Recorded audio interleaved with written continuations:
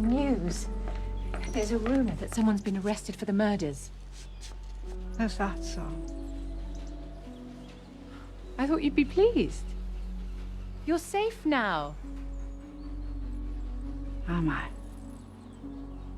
Unless he can control the Darkasher from prison. Or they have the wrong man.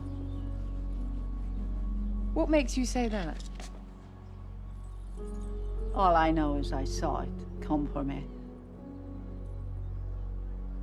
And that at the moment of my death, I'll understand who summoned it. Hello दोस्तों, web series investigator YouTube channel में आपका स्वागत। और आज हम explain करने जा रहे हैं कार्निवल रो सीजन 1 का एपिसोड 7। और अभी तक आपने सीजन 1 का एपिसोड 1 से 7 का एक्सप्लेनेशन नहीं देखा है तो जाके देखें, लिंक डिस्क्रिप्शन में। और अगर आप इस चैनल पर नए हैं तो सब्सक्राइब करना ना भूलें ताकि कोई भी नोटिफिकेशन आपसे मिस ना हो। तो चलिए शुरू करते हैं। एपिसोड 7 के स्टार्टिंग सीन में हम देखते हैं कि सार्जेंट टॉम्बी फाइलों को पकड़ के पुलिस स्टेशन ला के उसे बदमाशों के जेल में डाल देता है। और यह सब में खबर फैला देता है कि वो आधा फे और आधा इंसान है, जिसके कारण उस जेल में बंद कुछ बदमाश लोग फाइलों को पीटने की कोशिश करते हैं, पर फाइलों उल्टा उन्हें ही पीट देता है और जेल में उसे विनियट भी मिलती है। थोड़ी देर बाद वापस आने के बाद सार्जेंट फाइलों को क्रीच के जेल में बंद कर देता है। सीन शिफ्ट होकर दिखाया जाता है कि फाइलों के जाने के बाद इमोजिन अपने घर वापस आती है और एजरा उससे नाराज है कि लोग उसका और उसकी बहन का मजाक उड़ा रहे हैं क्योंकि उसकी बहन एक पग के साथ घूम रही है। और एजरा इमोजिन के बारे में एग्रियस से खुद बात करेगा। यह कह के एजरा सोने चला जाता है। इसके बाद हम देखते हैं कि सुबह सुबह पार्टी उस हेरो स्पेक्स को आके बताती है कि खबर मिली है कि उन हत्याओं का आरोपी पकड़ा गया और अब आप सेफ हो।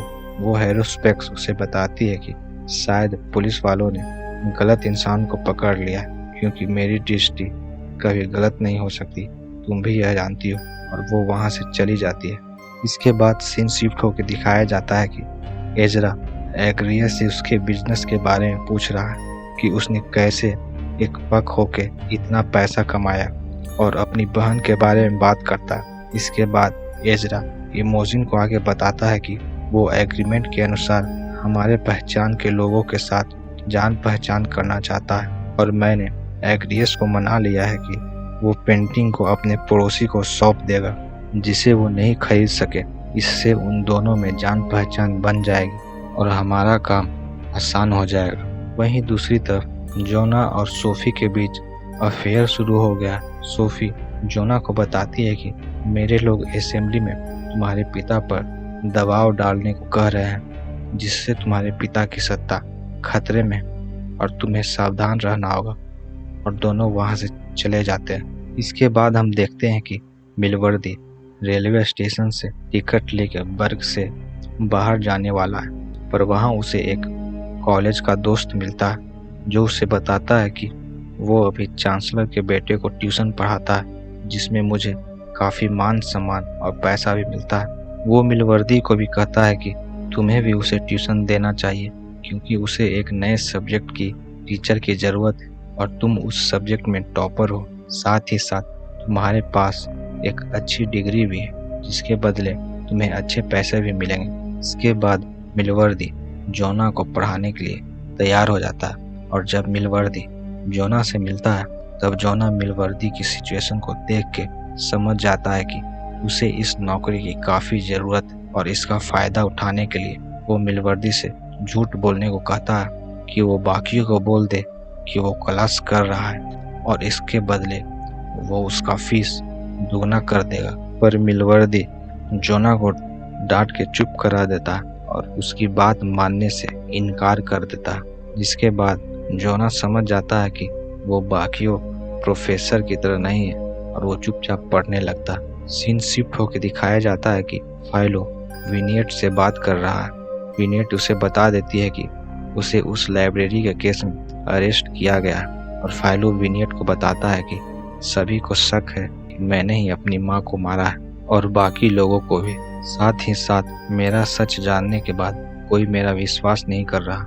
उसी दौरान डर्मलिन को विनियट के बारे में पता चल जाता है कि वो पुलिस स्टेशन में है और उसे छुड़ाने के लिए कुछ पैसे की ज़रूरत होगी। इसके बाद वो वहाँ से चली जाती है। उसी दौरान मिस फाइफ भी वहाँ फाइलों के बारे में जानने आ जाती है। तब सार्जेंट डॉम्बी उसे बताता है कि फाइलों को उसने सभी मर्डर केस में अरेस्ट कर लिया और वो एक आधा फे और आधा इंसान है, जिससे केस आसानी से सॉल्व हो गया। इस बात पर फाइफ कहती है कि उसने कोई मर्डर नहीं किया है और फाइलों को बचाने के लिए वो सार्जेंट डॉम्बी से यह झूठ बोल देती है कि उसने फाइलों को चोट पहुंचाने के लिए आधा फे और आधा इंसान वाली बात बताई थी, क्योंकि उन दोनों के बीच झगड़ा हुआ था।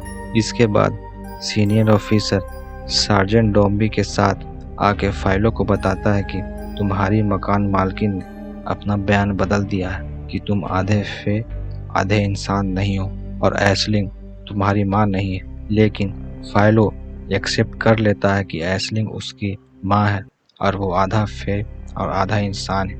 यह सुन के वो ऑफिसर वहाँ से गुस्सा होकर चला जाता है। बाहर जाने के बाद सार्जेंट डॉम्बी फाइलों को मारने का प्लानिंग कर रहा। इधर ये सब सुन के विनियट फाइलों के पास आके उससे बातें करने लगती है और वो फाइलों से खुश है कि उसने सच बोलकर अपनी माँ का मान बढ़ाया है। उसी वक्त बर्विक वहाँ आके फाइलों को सावधान कर देता है कि सार्जेंट कुछ गड़बड़ करने वाला है। सीन शिफ्ट होकर दिखाया जाता है कि शाम के वक्त इमोजिन एग्रियस से मिलने गई है और एग्रियस उससे अपनी चीजें दिखाता है और वो एक दूसरे को पसंद करने लगे हैं, जहाँ वो फिजिकली इंटीमेट होते हैं। वहीं दूसरी तरफ कार्निवल रो में वो पक का धर्मपंथी ग्रुप के लोग उस इंसान को पकड़ के ले आए हैं जिसने उन्हें जुलूस के वक्त मारा था और वो उस इंसान को वहीं पर मार देते हैं। लास्ट सीन में दिखाया जाता है कि एब्सोलम ब्रेक्सपियर, जो कि अभी मौजूदा चांसलर है, उसका पीए उसे शहर की खबर के बारे में बताता है। साथ ही साथ वो ऐशलिंग के मर्डर के बारे में बताता है कि उसका बेटा, जो कि आधा फे आधा इंसान है, उसने ही अपनी माँ को मार दिया, जो भी अरेस्ट हो चुका है। यह खबर सुन के एब्सोलम चौंक जाता है। इसके बाद पुलिस स्टेशन से फाइलों को कुछ पुलिस वाले उसे एक बग्गी में बैठा के कहीं ले जाते हैं और उसे एक कमरे में ले जाते हैं, जहाँ एब्सोलम ब्रेक्सपियर उसे दिखाई देता और ये एपिसोड यहीं खत्म हो जाता। तो दोस्तों, कैसा लगा आपको एपिसोड 7 का एक्सप्लेनेशन?